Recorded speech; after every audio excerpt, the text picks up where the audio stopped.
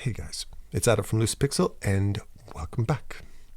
I want to offer you something very special today. I want to give you a piece of advice that very possibly will have a very profound impact on your portfolio, your online presence, and most importantly, your employability.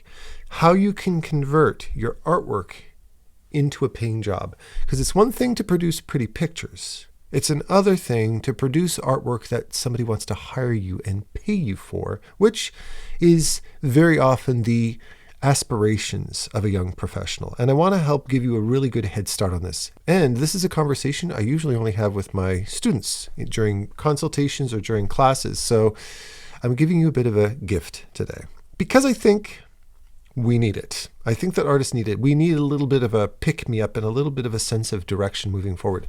Before I continue, however, a very important announcement. Since we're on the topic of education, a couple of early spots did just open up for my private mentorship. These spots are first come, first serve, and they go pretty quickly, and they're in a couple of weeks, as opposed to several months to several years of wait time. So if this is something you're interested in and you're ready now, give me a shout. The information is in the description below. If you're not ready right now, however, but you'd like to be the first to know if the spot opens up, join my mailing list. The link is in the description below as well. It's worth it because I don't spam. And if there's an early spot, the mailing list gets first dibs on that. Today, I want to help make a distinction between art that is beautiful, that attracts a lot of attention, and art that gets you jobs. Because I empathize a lot with artists who put months and years into building these gorgeous portfolios, but then feel completely discouraged about the fact that nobody's calling them. They're not getting hired and they don't know why. One of the things that I see happen very often, and something that I can very much empathize with on a very personal level, because I've been through this for years, I had been through this for years, is seeing artists who put months or even years into building these gorgeous portfolios, these professional portfolios. The artwork is absolutely stunning. The presentation is impeccable. And then they come to me extremely frustrated because they're not getting hired, because nobody's returning their phone calls. And when this discouragement can go on for a lengthy period of time, you start to blame yourself. You start to blame your skills. You start to think you're not good enough, or you start to think, oh, maybe there's outside forces that are interfering with my employability. And although sometimes that's the case, more often than not, it has more to do with the fact that you're putting all of your energy and all of your talent into the wrong place because you're not aware of how your artwork's being perceived at the receiving end from a director, from a client, from somebody who approaches your table at a convention to possibly purchase your work. And when you see people pass your table and go to the next table, and the guy next to you ends up completely selling out, and you still have a full table full of merch at the end of the day, I can understand why you'd think, I'm not good enough. And very often it has nothing to do with that. And I'd say that the first mistake that's made is that you are confusing getting praise from peers and social media from what actually translates into a job, what a director might be looking for. Now, this subject in and of itself is a very elaborate subject and something that I usually spend 2-3 hours discussing with students to really break down the fundamentals of that. But the TLDR, the essence of the issue is that if you put yourself in a director's position, what you're essentially doing is risk management. I've been a director. I've directed at big game companies like Electronic Arts. I've worked as a senior artist for 2 decades before I started teaching. And I've even had long podcasts with long-term directors like Fred Rambaud, for instance, or Istabrack, people who've been doing this professionally for many years. And they're all going to tell you the same thing. They're going to tell you that being the person who's been put in this stressful position of finding talent for a studio is something that creates as much anxiety to a director as it does to the person applying to that director for the job. So when a director's in that position, they're trying to take the fewest risks necessary. They don't want to gamble when they're hiring somebody. And the problem with beautiful art is that beautiful art doesn't necessarily solve the problems that studio's looking for. Are they looking for a concept artist? Are they looking for somebody who works in sci-fi? Are they looking for somebody who does traditional fantasy? Is it a character designer? a creature designer? Does it have a more painterly style? Is it more animation style, etc.? Are they looking for somebody who does a hybrid between 2D and 3D? Do they work in Blender? Do they work in ZBrush? Do they work in Photoshop? And by not understanding what that studio is looking for and not having the tools to communicate to that director, I have the skills, I know what you're looking for, and I can produce that to you, what you end up trying to do by accident is solicit yourself to that employer with pretty stuff. But pretty is not enough to make you a safe bet for a job. In fact, very often I would hire artists that might be more junior over people that are more senior. In fact, I've been hired. I remember a story I've told many times is I remember applying to Ubisoft for a job at Ubisoft, and my friend was the head of human resources there. And I reached out to him personally, and he pushed my portfolio forward to the director. And at the time I was a senior artist, and he did me the favor, he pushed it to the director, but then got back in touch with me later that day to say, sorry, you didn't get the job. And when he got back to me, one of the things that really opened my eyes to what I may have been doing wrong with my portfolio is that the guy who got hired was a junior, not even out of school yet. He had zero industry experience. But what he did have was qualities that Ubisoft was looking for specifically that made that director feel safer hiring them.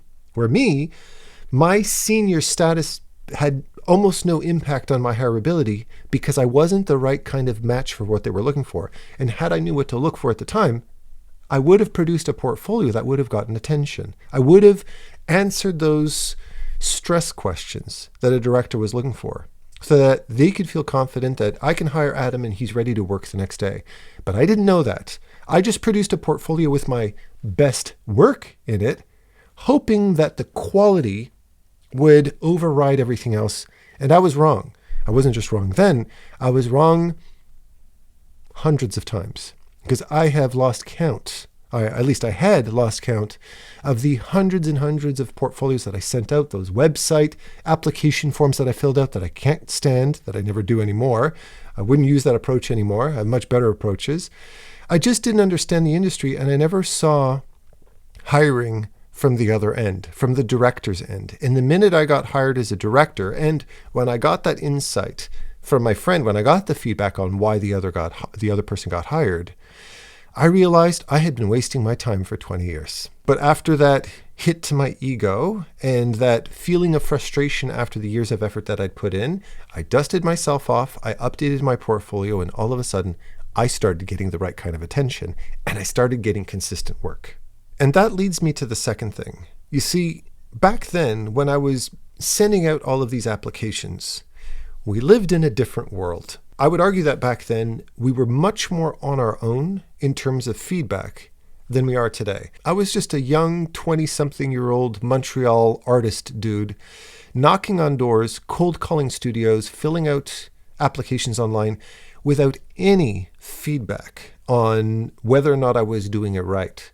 And that was one of the things that really pissed me off, really legitimately pissed me off about traditional school, that I had spent, that I had a diploma in fine arts and animation. I'd spent over 6 years training myself professionally, and nobody ever shared this information with me. Nobody ever gave me feedback on how to build a portfolio. All they did was dump education on me, dump some very generic education on me, and then say, here's your end of year gala.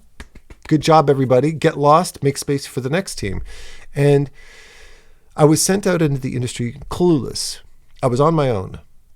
And it says a lot that after almost 15 years of really busting my balls professionally to try to make a name for myself, to slowly but surely get these jobs and make a bit of money and start to feel this sense of independence, that all I needed was one bit of feedback from a professional.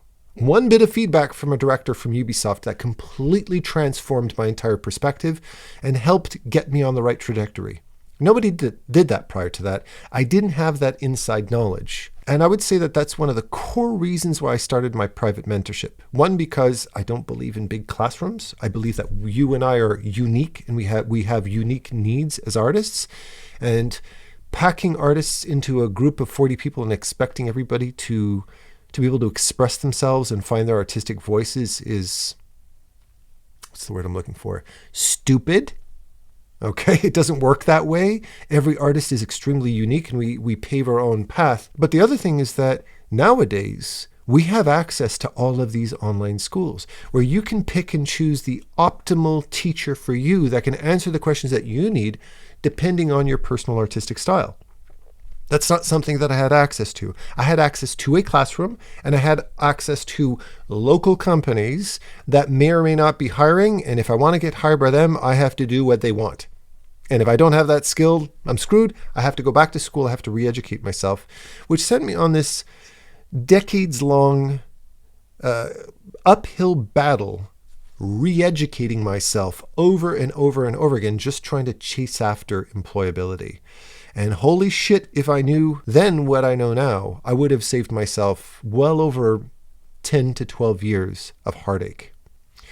You don't need to worry about that nowadays nearly as much as you did back then. And you also don't need to pay the same thing, because my education, I'm Canadian, my education cost me several $1,000s. If you're down in the States, your education costs you tens or twenties of thousands of dollars if you really want to be a part of those prestigious schools. I think that school is 85 to 90% of the time a money trap. And you're going to walk out of there broke with absolutely jack shit to show for it, unless you can afford to go to those prestigious schools like Cal Arts, where you get access to the, you get to rub elbows with the elites, in which case you're not only getting a job based off of talent, you're getting a job based off of the fact that you're part of the president's club, so to speak. And I'll be honest with you, I've always had a sore spot against elitism. I believe that every single artist should get a chance, and I've had a chance to work with artists that were in complete obscurity. Nobody knew their name. And a little bit of confidence and a little bit of guidance is all they needed. And now they're some of the best industry-leading artists in fantasy illustration and video games today. No credit to me. They did the work. They had the talent. But they needed that little voice to say, hey, take that talent and channel it this way, and you're going to get 50 times the result. But what you've been doing is just trying to get good and just trying to produce pretty work. And where's it gotten you? Nobody even knows you exist, and you're not getting hired. You don't necessarily need a teacher to tell you what to do, although that's very much a part of it. You need to learn your artistic fundamentals.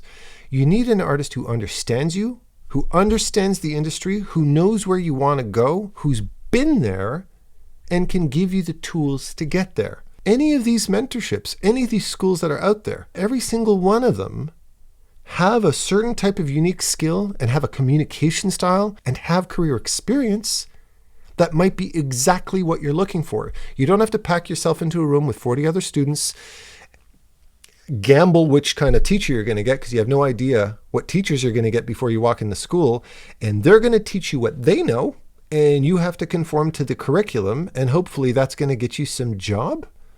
No. You have to tailor your education to your particular needs so that you can find the optimal guidance you need to get the job you're looking for. Because remember something that the modern industry, modern artists have really lost sight with, despite the fact that it's only been a few decades. And that's the fact that we're unique. We're not lawyers that all learn from the same law books that have to follow guidelines. We're not programmers that if we put a comma in the wrong place, it breaks our code. No, we're rule breakers. We're unique. We're creators. We make things out of nothing.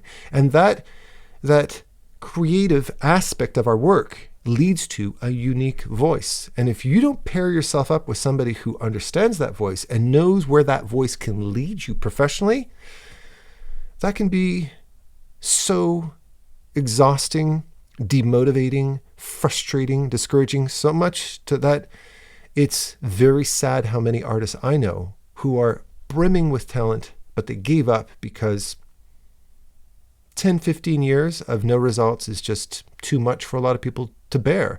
I don't blame them for making that decision, but holy shit, if I had 2 minutes with them, could I turn their life around? The reason I'm making this video for you is because I want you to know that if you're somebody who works hard, somebody who's patient, somebody who believes in high quality, somebody who believes in your voice and believes you are put on this planet to do something special, the problem is not talent. The problem is not patience. The problem is not dedication. The problem is not effort. In fact, I would argue you probably put in 1,000 times the effort that you need to get results. You just don't know yet how to take that talent and channel it into something that will satisfy the worries of a potential client or director. Cool? With that said, I love you all with all my heart. Don't forget, if you're interested in the early spot, give me a shout. Information in the description below. And happy painting. Take care.